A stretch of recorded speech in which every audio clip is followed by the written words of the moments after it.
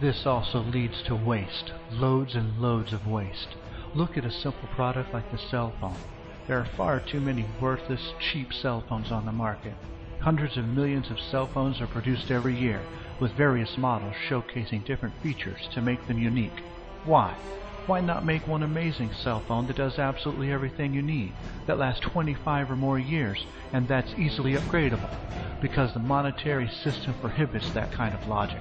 According to the U.S. Environmental Protection Agency in 2005, it was estimated that 130 million cell phones went out of use annually, creating an estimated 65,000 tons of electronic garbage. And that's just cell phones.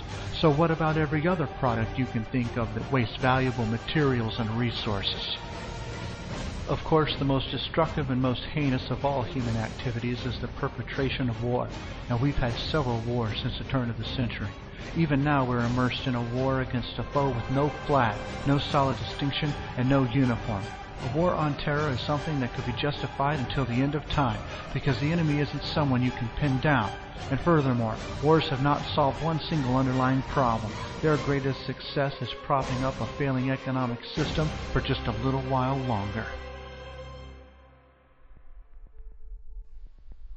World War I, II, Korea, Vietnam, the Gulf Wars, and our current war on terror has cost the lives of hundreds of thousands of people and the destruction of millions of tons of irreplaceable resources, but have yet to solve any of our social problems. The so-called Truman Doctrine that was created about 63 years ago in the name of national security has cost the United States trillions of dollars. We spend billions of dollars overseas in what's called foreign aid, and since 1960 the United States has financed both sides of 14 wars, and still the world is in greater turmoil than ever. Insanity is said to be the act of doing the same thing over and over, but expecting a different result.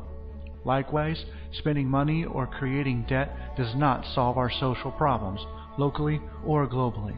The issues addressed in this video up to this point should make that perfectly clear by now, that the monetary system, born of agrarian culture, with hand tools, human perspiration, and all of its scarcity values, is incapable of managing affairs in a high-energy, technologically advanced civilization. Politics doesn't matter. Forms of government don't matter. Culture doesn't matter.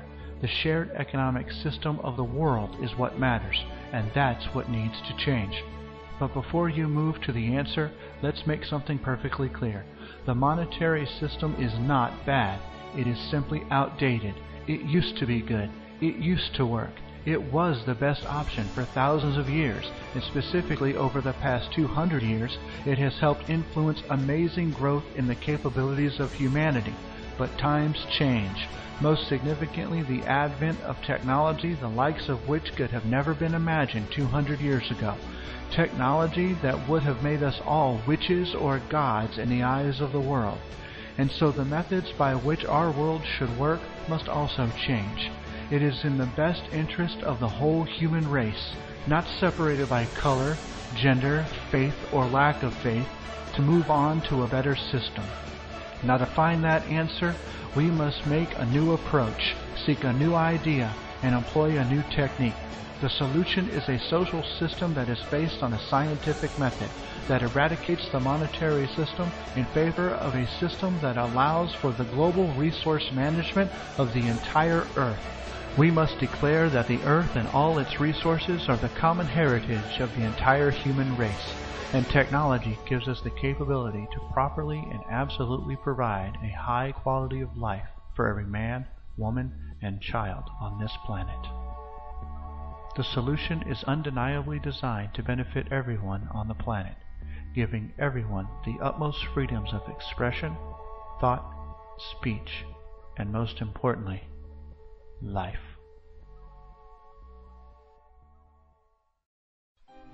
If you are a person of faith, consider this. The Lord's Prayer states that we should make earth as it is in heaven. I do not think heaven uses money, or that God has a bank. Do you? We must eliminate the gap between the haves and the have-nots. We must ensure that a child born anywhere in the world has the freedom to pursue all positive paths. We must reconnect mankind to nature by eliminating our harmful ways without reverting to primitive standards, using technology to live like kings but behave like proper stewards of this fertile planet. This video is but a first step in your understanding. Now is the time to move on to the next step. The Venus Project and the Zeitgeist movement offer the solution. The link shown before you will give you details as to how the solution works. You will also find the website easy to navigate and should answer all of your questions. But if it doesn't, that is why the Zeitgeist movement exists.